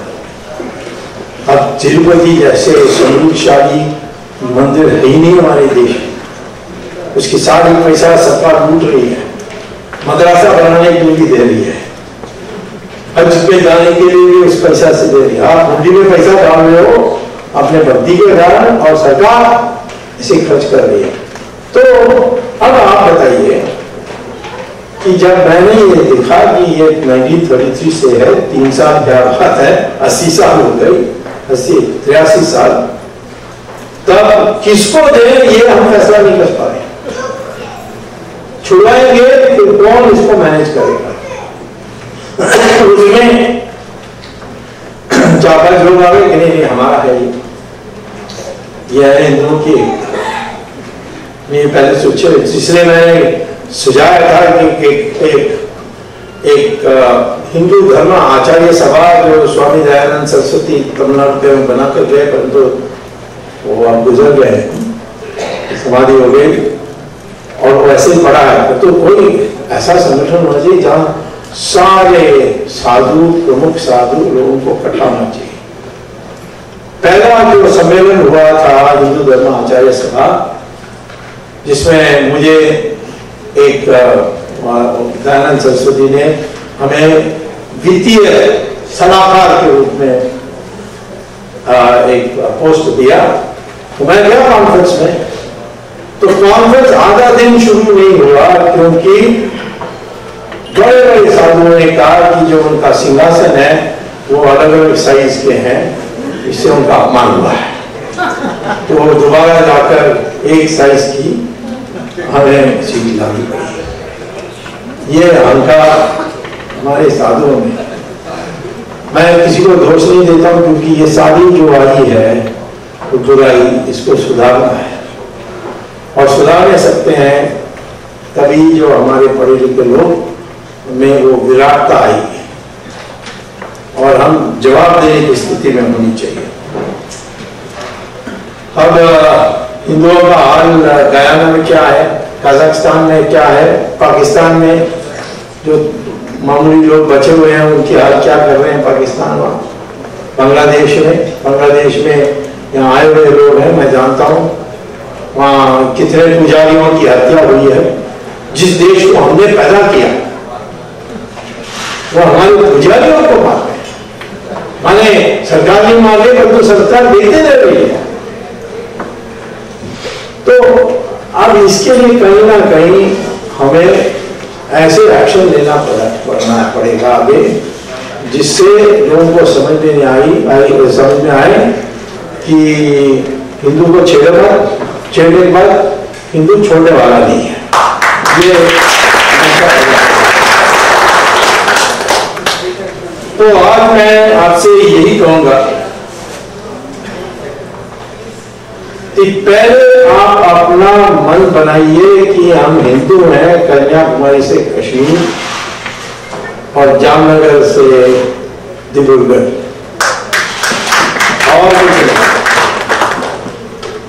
और हर चीज पर जो राजनीतिक चीजें या सामाजिक चीजें उसमें हम सिर्फ हिंदू के दृष्टिकोण से फैसला करें, जाति के आधार पर नहीं करें। तो आपके शादी विवाह में जाति होना तो हमें कोई आपत्ति नहीं है, वैसे भी नहीं होना चाहिए, बट इसके लिए हम छूट मान सकते हैं। परंतु यहाँ जहाँ राजनीतिक सवाल है, यहाँ जहाँ सामाजिक सवाल है, उसमें लोगों को इतना ही करना चाहिए कि हम जो हिंदू के लिए भला करेगा उसके लिए हम साथ देंगे। इस 2014 में जो 21-22% वोट जनसंघ को मिलती थी और बाद में बीजेपी को मिलती थी, वो 31% हो गए और हमें बहुमत मिल गए। कल 40% हो जाएगी तो हमें 2/3 मेजॉरिटी मिल जाएगी। हिंदुओं को सिर्फ सारे 80% इकट्ठे होकर वोट डालने की जरूरत नहीं। दिग्विजय सिंह जैसे हिंदुओं को वोट ना दें तो कोई बात नहीं, लेकिन जो हिंदू अपने को समझता है उसमें आधा 80% में 40% में वोट देने हमें किसी मुसलमान, क्रिश्चियन, विदेशी किसी की चिंता नहीं करनी होगी। इतनी सरल काम है, उसके लिए भी इतना कठिनाई है। जहां नहीं किया हमने, भड़काया नहीं, वहां देखो बिहार में क्या हुआ, आसाम में हमें वोट इसलिए मिला कि ये इन्फिल्ट्रेशन के कारण एक हिंदू सरकार जी आई, उसमें हम जीते और सरकार बना दी। तो मैं आपको कहता हूं कि कितना पावर, एक सरकार तो होनी चाहिए तब आप तभी परिवर्तन ला सकते हैं, और वो सरकार की बहुमत कम से कम 15-20 साल और चलना चाहिए। और ये निर्णय होना चाहिए कि कितना भी गुस्सा आपको बीजेपी के साथ हो, लेकिन सरकार बनेगी हिंदुओं की, जो हिंदूवादी उनकी सरकार बनेगी। ये फैसला एक आम बननी चाहिए और उसकी प्रचार होनी चाहिए, तभी एक इतनी लंबी दृष्टिकोण होगी। और मैं कहता हूं क्यों ये सारे घबराए हुए हैं, क्यों इतना हल्ला हो रहा है, इनटॉलरेंस, वो चीज ये चीज, दलितों का भड़का रहे हैं, क्यों सब कर रहे हैं? हिंदू इकट्ठा हो जाएगा तो किसी की जरूरत नहीं है। आज तक इन्होंने हिंदुओं को विभाजन करना और अल्पमत को इकट्ठा करना, ये इनकी राजनीति थी। अब हम जब उल्टा करने लगे कि हिंदू को इकट्ठा करो और हुकूमत में विभाजन पैदा करो, किसी को शिया के नाम पर अलग कर दो, किसी को सुन्नी के नाम पर अलग कर दो, तो फिर ये डर गए और दुनिया भर की प्रोपेगेंडा कर रहे हैं। दुनिया में भी ये हिंदू इकट्ठा होकर सरकार भारत में बनाए, ये नहीं पसंद करते हैं। और इसीलिए मैं आपसे कहता हूं कि आज आपने हिंदू यूनिटी डे किया, ये यूनिटी सिर्फ इकट्ठे हो गए ये नहीं, इकट्ठे हो गए मंशा के साथ, और मंशा विराट मंशा नहीं है तो संख्या से कुछ नहीं होने वाला है। 1000 बकरी एक जगह में खड़ी होगी, एक शेर आएगा तो बकरी सब भागेंगे, यद्यपि संख्या उनकी 1000 है और शेर सिर्फ एक है। आप कितने भी शक्तिशाली हो, कितने भी हवाई जहाज हैं, टैंक्स हैं, और तो मंशा नहीं है तो आप लड़ भी नहीं पाओगे। एक सर्कस में 5 सिंह खूब अच्छे खिला करके तगड़े सिंह बैठे होंगे, एक दुबला पतला रिंग मास्टर अंदर आएगा और उनको हुक्म देगा ऊपर चढ़ो, सब ऊपर चढ़ेंगे, मुंह खोलने के लिए कहा, सब मुंह खोलेंगे और फिर अपना गर्दन रखेगा, सब ताली बजाएंगे। यानी वो जो सिंह है उसको अपनी शक्ति नहीं जानता है, शक्ति है पर वो जानता नहीं है, और इसीलिए हुक्म मानना उसको सिखाया जाए। हम लोग हिंदू भी वैसे ही हैं, हम लोगों को ये सिखाया गया है, ये चलो मत सेकुलर बनो, सबको मानो। हमारी परंपरा है कि हम सबके लिए छूट दी है, तब भी हम ये सिखाते हैं। और यानी नपुंसक बनाने की एक साजिश रही है, उसमें हम अंग्रेजों ने हिस्ट्री बुक्स लिखी, इसमें दुनिया भर की झूठ। हम एक देश नहीं है, अंग्रेजों ने बना कर दिया हमें, अंग्रेजों ने उल्टा किया, उसका 2 टुकड़ा किया। आपको पता है कि अंग्रेजों ने जाते समय 600 अलग देश बना कर गए थे, सारे राजाओं को उन्होंने स्वाधीन कर दिया कि तुम अपना यूर इंडिपेंडेंट कंट्री, तुम्हें पाकिस्तान में जुड़ना या हिंदुस्तान में जुड़ना वो तो आपकी मर्जी। हमने आपसे पावर लिया था, हमने पावर वापस दे दिया। और उनके हाथ में प्रत्यक्ष रूप से जो कंट्रोल थी वो सिर्फ 22% जमीन थी, उसका 2 टुकड़ा किया, एक पाकिस्तान और एक हिंदुस्तान।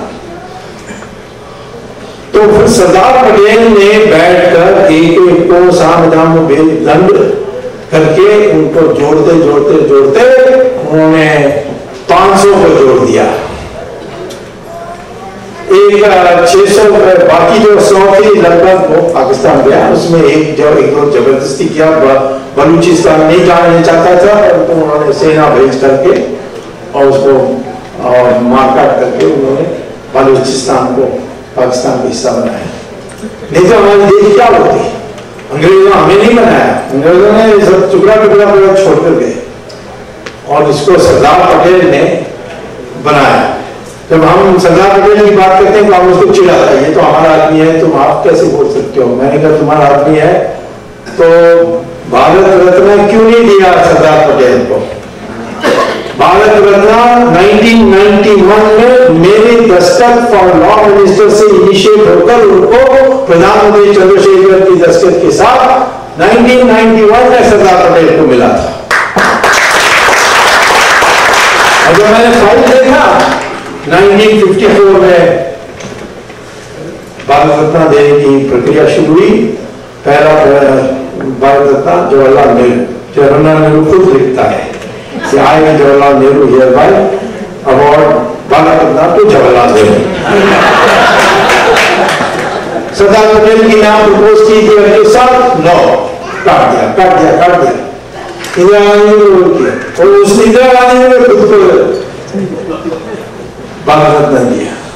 अम्बेडकर को 1990 में देश ने भारत रत्न दिया, कांग्रेस ने नहीं दिया था।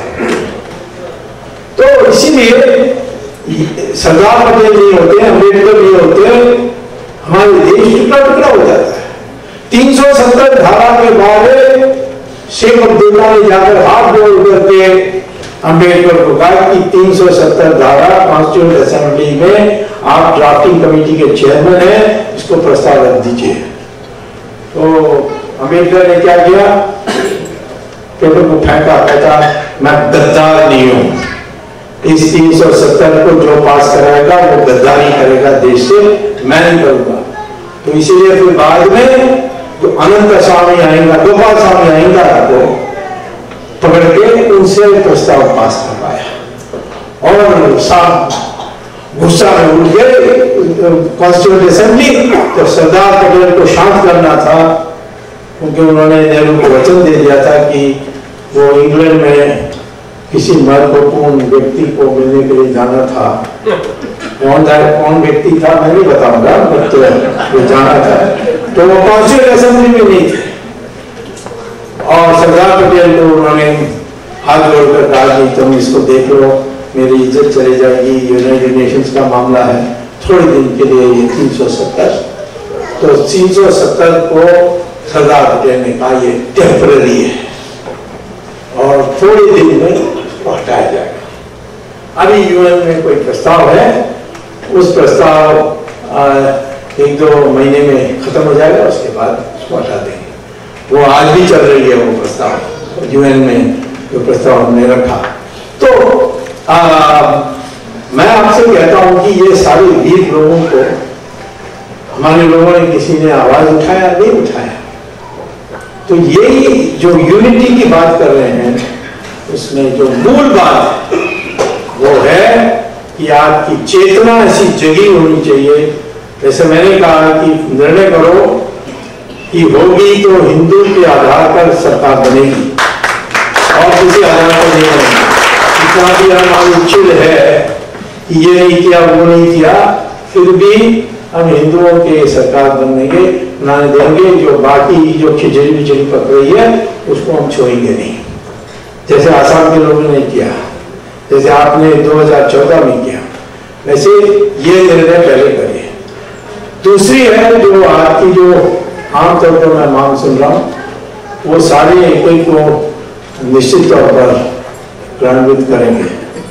तो मैं अपने देश के लिए आज एक आशाजनक स्थिति देखता हूँ कि देश में हमारी जो नवीन शक्ति है, जो नवीन युवा है, जो युवा पीढ़ी में अब आए हैं बड़े होकर, उनमें इतनी राष्ट्रभक्त है जो पहले किसी पीढ़ी में नहीं थी।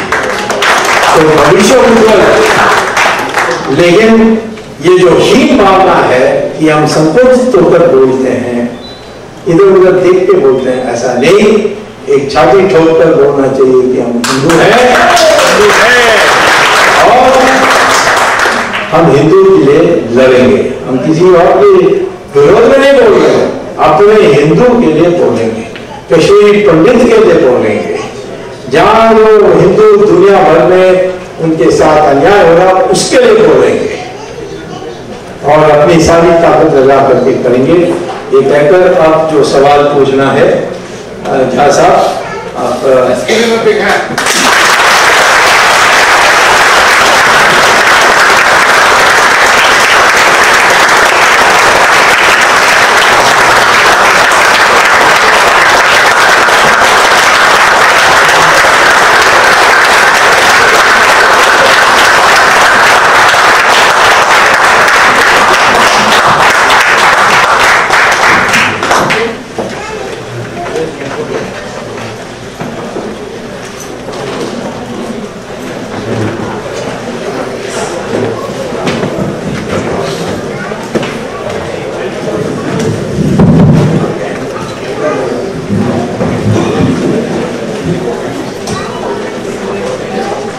We request your continued silence.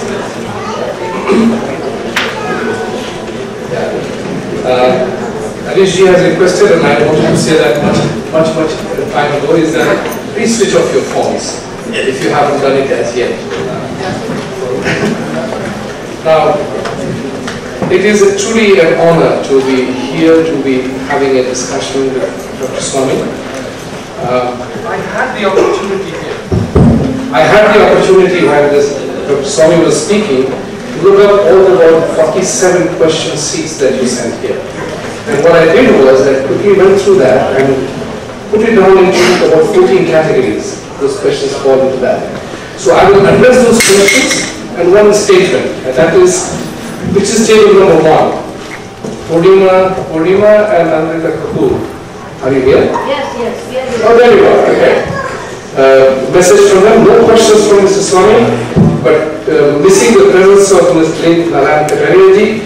Compliments and congratulations. Cool Sabha on 21st Hindu Unity Day. Very proud of Swami Subramanian ji, organizers, Pramitra ji, Anish ji, and Shushma ji. It's about my name. I didn't know your name, I'm so sorry, but... I'm just kidding. I pulled your leg when you The fell space for was very it. small, I needed a big car. Okay. The questions I will go by as they came about. One of the questions is about the future of India. So Dr. Swami, how do you visualize what India would look like in the 10 years and beyond as things are today? See, as far as India is concerned, it is a land of great potential. Give you an example. World over, the households save very little in each country. But in India, of the total investment in our country, 85% comes from savings of households. And the credit goes to the women of India.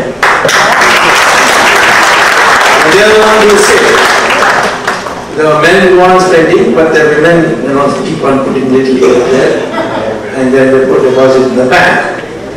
So our savings rate today has reached, it was at one stage 38%, but now in the last 3-4 years, it has come down to 32%. It can go back to 38%. If it is 38% and we use our capital or our investment without wastage, without corruption, then this rate of savings will give you easily 10 to 12% of growth rate in the GDP. And if you have a growth rate of 10 to 12% for 10 years continuously, you will be ahead of China and you will be just next to the United States of America. Second factor, we have so many resources which we don't use. For example, solar energy. We have got so much sunshine, but we don't use it. Go and see so many countries like Israel and others, what they do with their solar energy. And that's a very efficient. So we should work in that direction. The sands of Tamil Nadu and Kerala have 60% of the world's thorium. And thorium can be converted to uranium and be used in a reactor. It will be a clean reactor, unlike a direct uranium utilization in a reactor. The direct availability of uranium will exhaust by 2050. And already the Americans have started planning for it. And they have started research on thorium. We have already done, thanks to the Homi Baba, complete research on thorium. If we do thorium, use thorium, create thorium reactors, you can give power supply to every household practically free. That will be the capacity. So we have to work on that. Third thing is that our agricultural products are, by comparison with international prices, the cheapest in the world. Milk is only 1/8 the price in Europe. Rice is 1/4 the price in Japan and South Africa. Wheat is 1/2 the price in the United States. So why didn't we export these things? Because nobody thought that agriculture can be an exporting sector. Moreover, 12 months of the year you get sunshine and you can do agriculture. America, 5 months you got snowfall, no agriculture. Europe, same thing. 4 months of the year, snowfall, no agriculture. Even China, in 2/3 of China, you can't do agriculture for 2 to 3 months. But our country, you can do 12 months, which means you can grow 3 crops. But we only grow today, in 25% of the land, we grow more than 1 crop. So, if we can help the farmer, give him the necessary water, electricity, fertilizer, he will grow 3 times the crop of the same land. Moreover, the yield per acre of the Indian farmer today, because of lack of amenities, is 1/6 the level achieved by the Indian Council of Agricultural Research on the same Indian land by using fertilizer, water, electricity, etc. So our production can also go up. India should become a agricultural products exporting economy. You will, no time at all, you will be able to overtake the world. In fact, if we have what, 150 million cows, and each cow on the average gives you only 200 liters, whereas the Israeli cow gives you 11,000 liters because of its proper nutrition. Our cows, if they are given proper nutrition, they will give you much more than 200, they will give you 2,000 average. And that itself means so much milk that we can wipe out the European, whose milk production is expensive by 7 times. So, wherever you go, there is potential. Look at our young population. This is the population that will be doing the innovation, will be doing the scientific research, will be thinking of new ways of doing it. 70% of our population is below the age of 35. 50% is under 20. Europe is getting old because their younger generation is, they are only producing 1 child per family, so the younger generation is hardly, it's what is called as an aging population. Japan is aging much faster. Average age of an Indian is 26. Average age of a Chinese is 35 because they did this 1 child per family forcibly. Similarly, America is 37. Europe is 46. Japan is 50 years average age. We are a young population. Population is a liability if you don't train them, if you don't educate them. So going for a massive education program, for which it's not difficult at all, and equip our people to be able to stand on their own feet and become exporters, become farmers, etc. So if you are talking about India's potential, it is unlimited. What we need is now focus. I'm telling you some of the things that our Prime Minister has done, not getting any publicity. If you go and see in the way this Make in India is getting translated into different areas, you will understand. You will see it after some time. But his focus is very clear.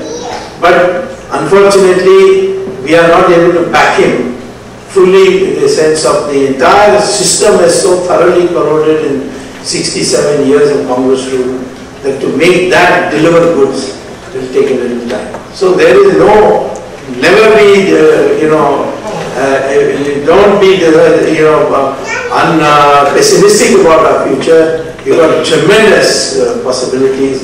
India will be, it was once upon a time the most developed country in the world up till the year 1300, and I will predict to you by 2050 India will once again become the most developed country in the world.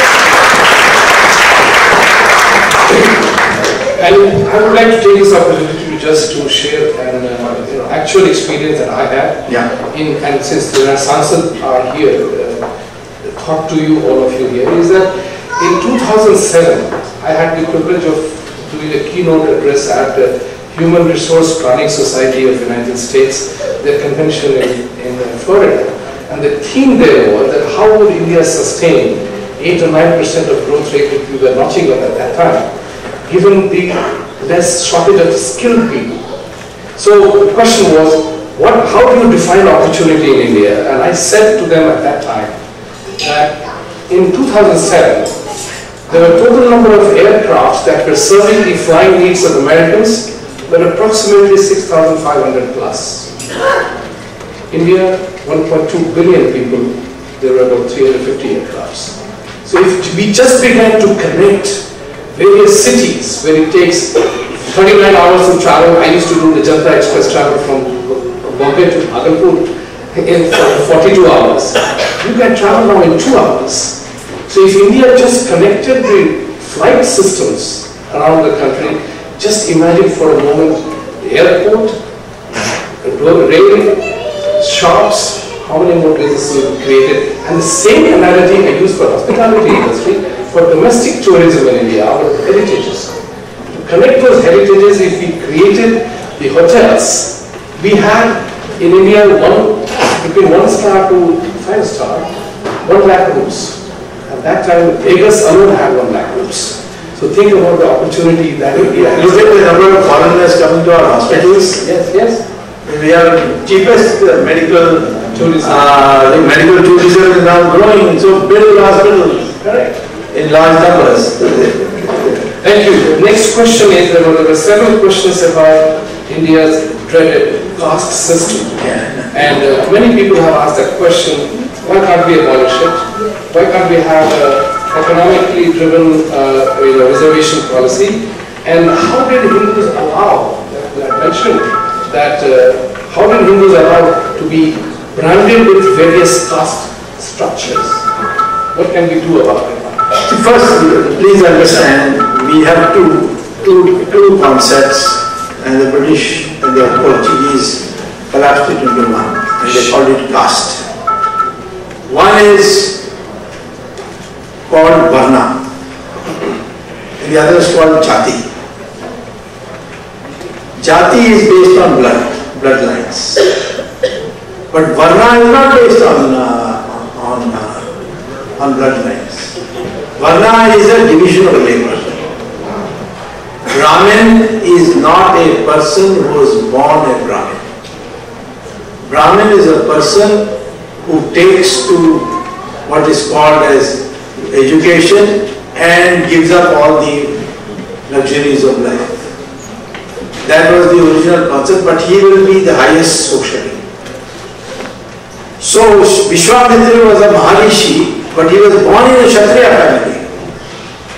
Same thing with Vedavyasa, who wrote the Mahabharata. He was born of a fisherwoman, but he became a Maharishi. Kalidasa was cutting wood in the forest, became a Maharishi and a Mahakavi. Valmiki was a Dalit, and he became a Maharishi, wrote the Ramayana. On the other hand, Ravan was a Brahmin. How many people know that? He was a Brahmin and he was born not in Lanka, he was born in near Delhi, in a place in Noida called Bisra. You can even today go there. There's a big board put by the villagers very proudly. Ravan was born here. He went to Mansarovar and Lord Shiva gave him a boon. With that he went and conquered Lanka and became the king there. But he committed a crime and so he was punished by a Kshatriya, Lord Rama. Brahmins don't say, oh, this Kshatriya has killed one of our Brahmins. There is no such consciousness. So Varna is a fluid concept in the sense that there is no such thing as a Brahmin or a scheduled caste or anything covenant. Scheduled caste was a very small thing, but during the Buddhist period and the Islamic period, the numbers became large. But if the DNA test is done, we are all of the same DNA. Whether in a scheduled caste or a Brahmin or a Muslim or a Hindu or a Christian or a Hindu. all our DNA is the same. And that means we are one people. So that, now as far as Jati is concerned, it is certainly because of the marriage concept. You can't marry your sister, you can't marry your brother, you can't marry the foreign types of cousins. For that they drew up the bloodlines.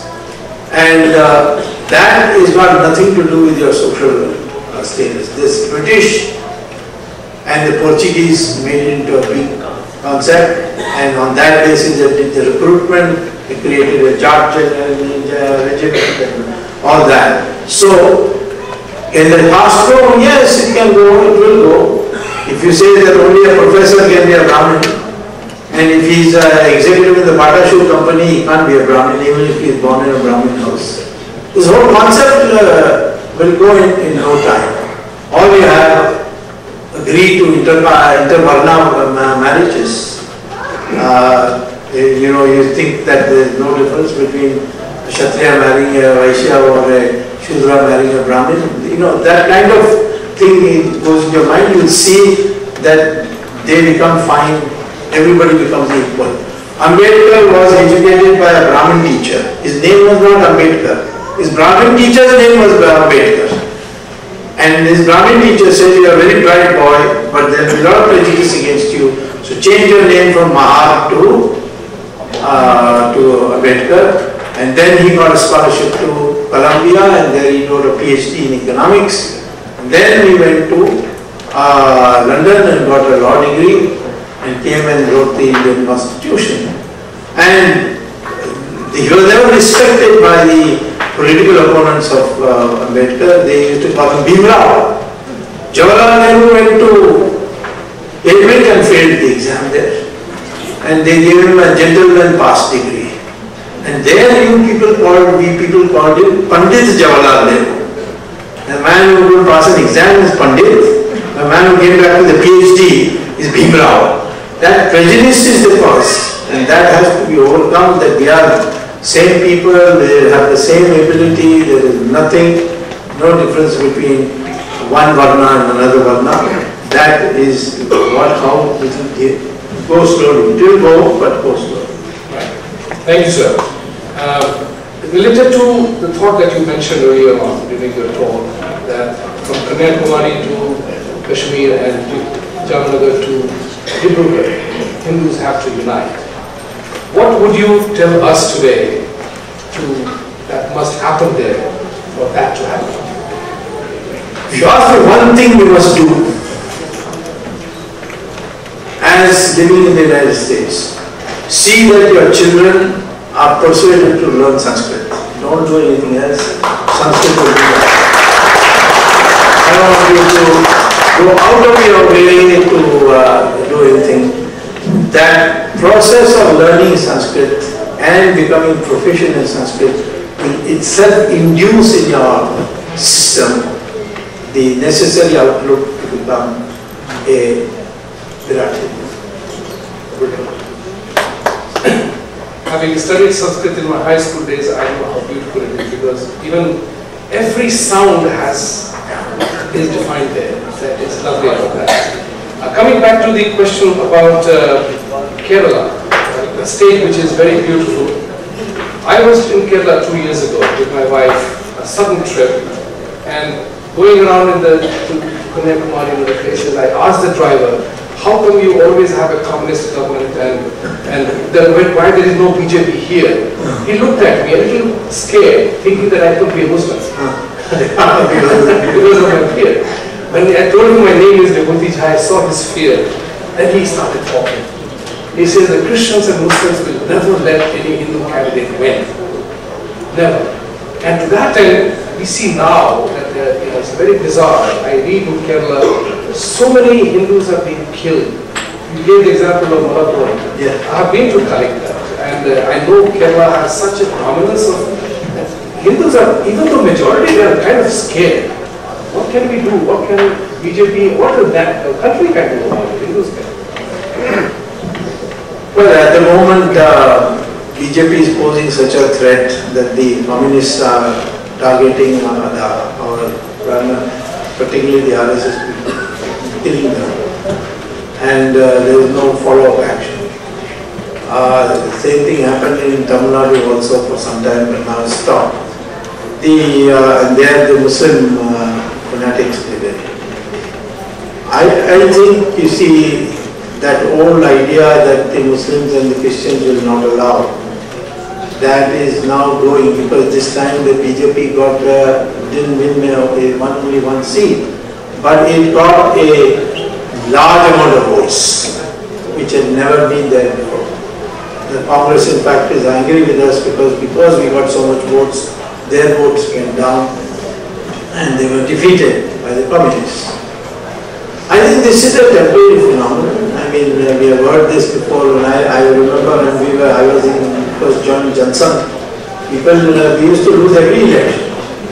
And people said you never take a chance because, people don't like your thing, they will never decide, they will be always last one. Today, the new Avatar of Johnson is now in power. So, the time is in our favor. But yes, you are right that these workers are being killed. Very sad.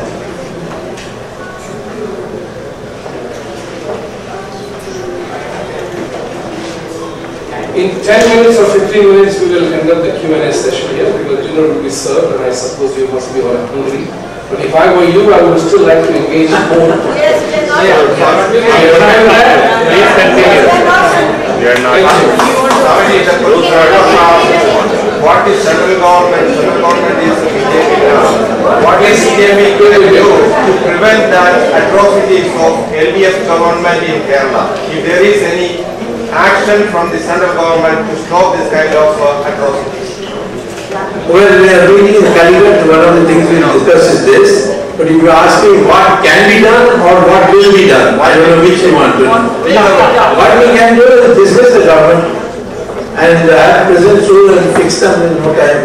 I did it once when Chandrasekhar was Prime Minister, I did it in Tamil Nadu.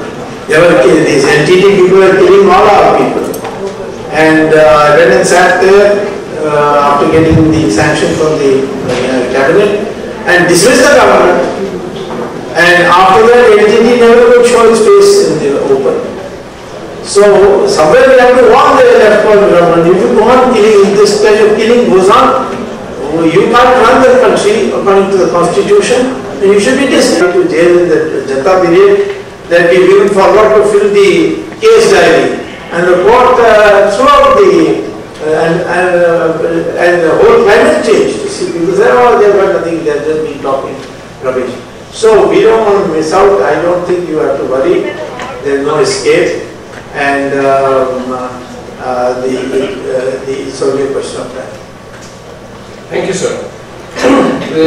The next question is a serious one again. It is about China and the China-Pakistan economic corridor. Pakistan has ceded that territory, they are investing big time. How does it impact India, given the fact that India has made its own move towards Balochistan and Iraq? Well, see, dealing with China, you have to make one decision. And that is, of course, you should never be like Jawaharlal Nehru living in the air. You have to have your ground preparation. And there are many places where China is very vulnerable. Take for instance Malacca Strait. The Andaman Nicobar Island, the lowest point is now called the Indira Point.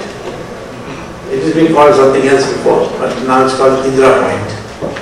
And from Indira Point to Indonesia, which is Sumatra, is only 90 kilometers.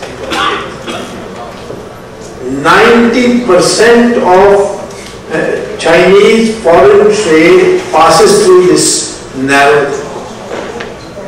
If we have an alliance with Indonesia and say we will police this Malacca Strait, Chinese will be in deep trouble. Right? And they don't have that kind of navy to defend it. So that kind of capacity we have to develop, number one. Two, The Chinese cannot repeat 1962 because 1962 was a really emotional failure of Jawaharlal Nehru. He just collapsed. They have such a long supply line. The whole of Tibet is hostile to the Chinese.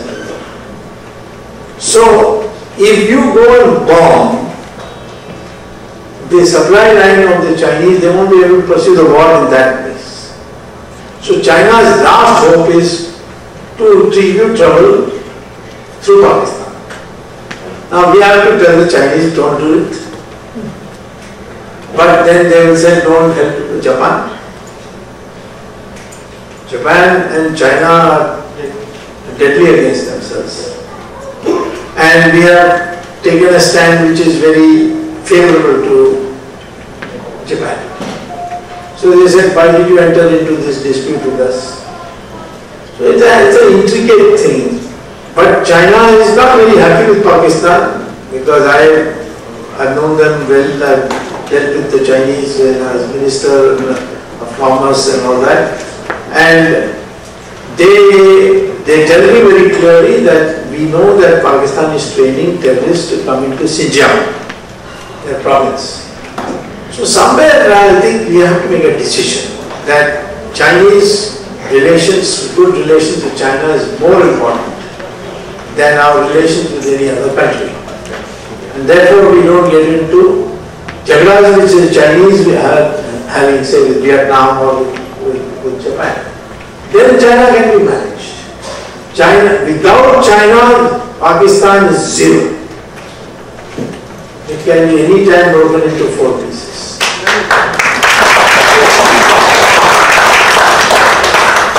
I'm not going to ask any follow-up question for understanding purposes because Pakistan is a country, we granted them most favored nation treatment many years ago, and they are making it as an issue on Kashmir and negotiating. They haven't given us.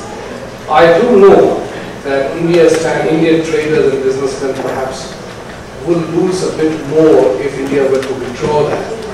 But I'm personally a believer in the concept that I think we can withstand that loss. So why don't we revoke that MFN and bring Pakistan a proactive action that like Mr. Modi did with Balochistan? We haven't done any action so far. Yeah. We're only scared just by saying. No, the thing is that why don't we, you see at this stage we were in the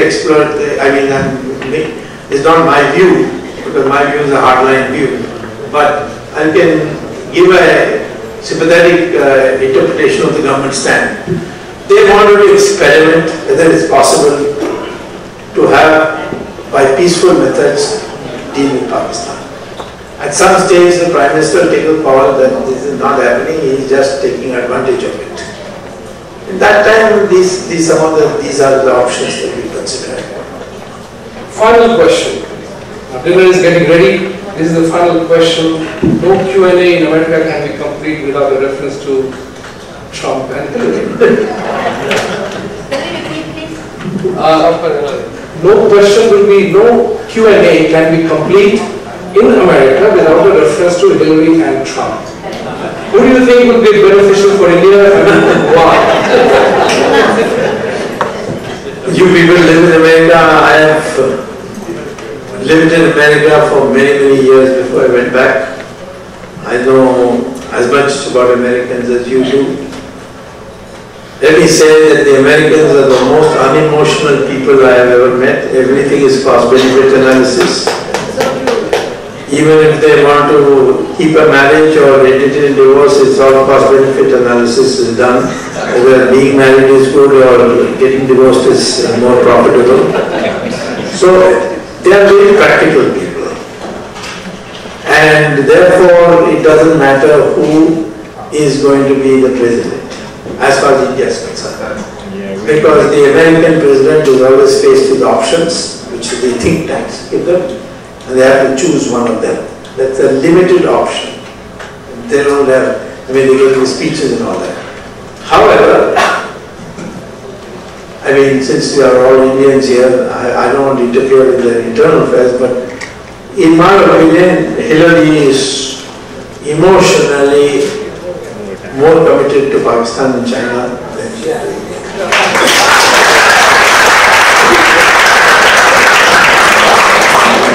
This is a question which often comes about on television debates.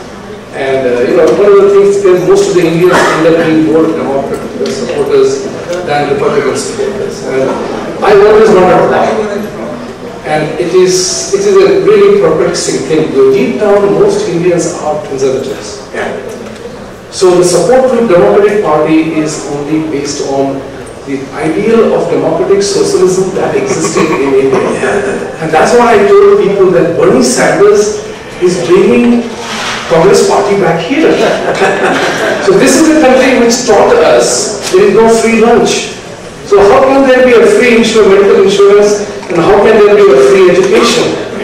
One, be aware when somebody offers you something free, because somebody got to pay for it. You are alive of the now. I'm so delighted and so honored to have had this Q&A. Mr. Jha, yes, what about West Bengal? Something 2 years back, it was a favorable condition for BJP. What was happened? The radical change, I don't know. Dilipla already said. I need to know from him. What about West Bengal? Me, I have to listen to his opinion. He is the president of the party there. What you say, it is like Kerala or something else. No, Kerala, because the president was not here, so I will explain. Once the president is here, he must talk. You already said, but what is the central leadership? He will know, because he is the one who briefs the central leadership. Okay, last question comes from Sushma. 1 minute, please. And please be seated where you are. It's a very important announcement coming right after this. Sushma. How soon BJP will be able to solve the problem of Kashmir with Pakistan? There is no question of solving the problem of Pakistan with Kashmir. I mean, Pakistan, problem of Kashmir with Pakistan. Because Pakistan is never going to be reasonable. We have to do something that Pakistan can't do anything about. Our problem is, first of all, let me tell you, all these troubles that you are seeing is limited to 15% of the population. Large sections of Kashmir, which is Jammu, Ladakh, there is no unrest, everything is going on normally. In the valley, it is the militants who are financed by Pakistan, and the fact that over so many years of Congress rule or NC rule, they have, the police is demoralized, the Jammu Kashmir police can't do anything. And if you bring police from outside, like we have brought CRP and they don't know the local conditions, so they take extraordinary retaliatory action and so on. But these children who are being killed are given narcotics by the militants and then sent up to throw stones and in the process suffer injuries.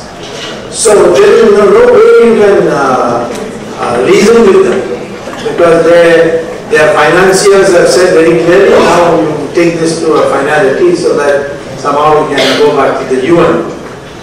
We have to, the hard options are, somewhere the government of India will have to take a call whether this coalition is worth continuing. In my opinion, it's not worth continuing, but I am not the one who is to make the decision. The decision makers in our party should decide whether this should continue. My solution is, you have president's rule, you are directly ruling, and thereafter the whole state should be brought under the Armed Forces Special Powers Act. And all this you start doing after making a contingency plan for liberating Azad, the so-called Azad Kashmir. That's the way to proceed about it. And you will get an opportunity, and you should. I'm sure you will get an opportunity, because the China, Pakistanis are being pushed by the militants to go to war with India. So I'm sure that one of these days we are going to have a formal war with Pakistan like we had 4 times. Please. Thank you, Dr. Swami. It was a great honor. Please give him a standing ovation.